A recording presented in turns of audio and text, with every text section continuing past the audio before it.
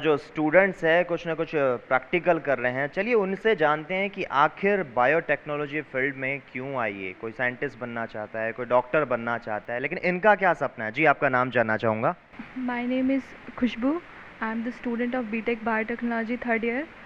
क्यों आप इस बायोटेक्नोलॉजी फील्ड में आना चाहती हैं? क्या आपके सपने हैं? It was my dream to become a scientist, and this institute provide me all those necessary laboratories and all those equipments. दोस्तों, जैसा कि आपको पता है कि हम आज नीम्स यूनिवर्सिटी के एडवांस इंजीनियरिंग कॉलेज में आए हैं, तो आइए हम जानते हैं यहाँ के स्टूडेंट से कि आखिर बायोटेक्नोलॉजी में इनकी रुचि क्यों है। जी, आपका नाम क्या है? Nasin Gandang. आप बायोटेक्नोलॉजी में इतना इंटरेस्ट क्यों लेती हैं? क्यों आप इसी कॉलेज में आपने एडमिशन लिया? Biotechnology is a very fascinating subject, and I believe that through biotechnology we can achieve and learn many things.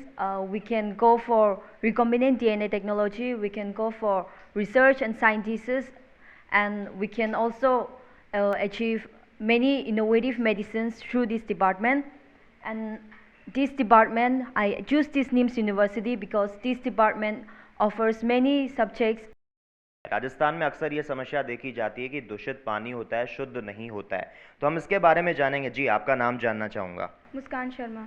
इस मशीन का आखिर क्या यूज़ होता है? किस तरह से दूषित पानी को हम चेक कर सकते हैं? इसमें जो आजकल का जो पानी है वो काफ़ी ज़्यादा कंटामिनेटेड है फ्लोराइड की वजह से, जो ग्राउंड वाटर है।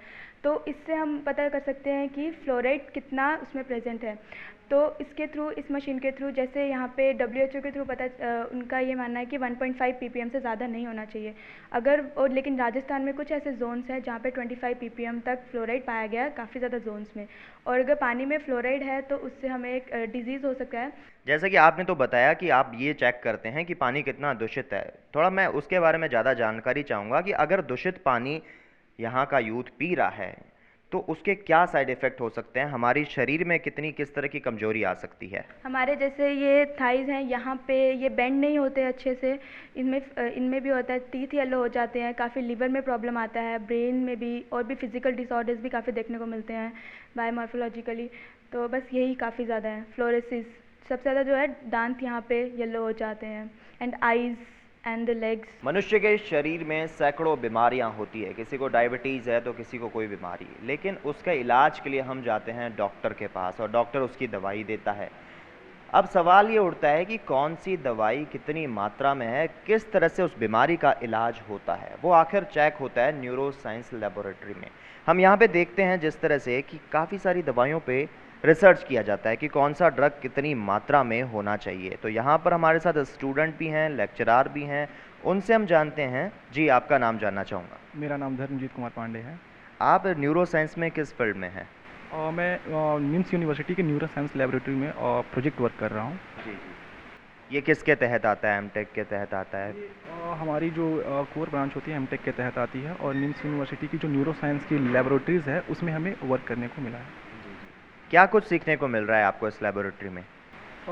बेसिकली यहाँ पर सीखने को जो चीज़ें मिली हैं, और शायद मैं सोचता हूँ कि बाहर नहीं मिलती, और जो चीज़ें मैं सीख रहा हूँ यहाँ पर वो अव्वल दर्जे की चीज़ें हैं।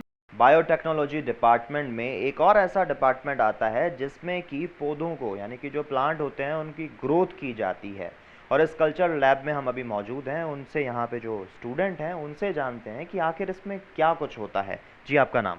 मेरा नाम वरुण तोमर।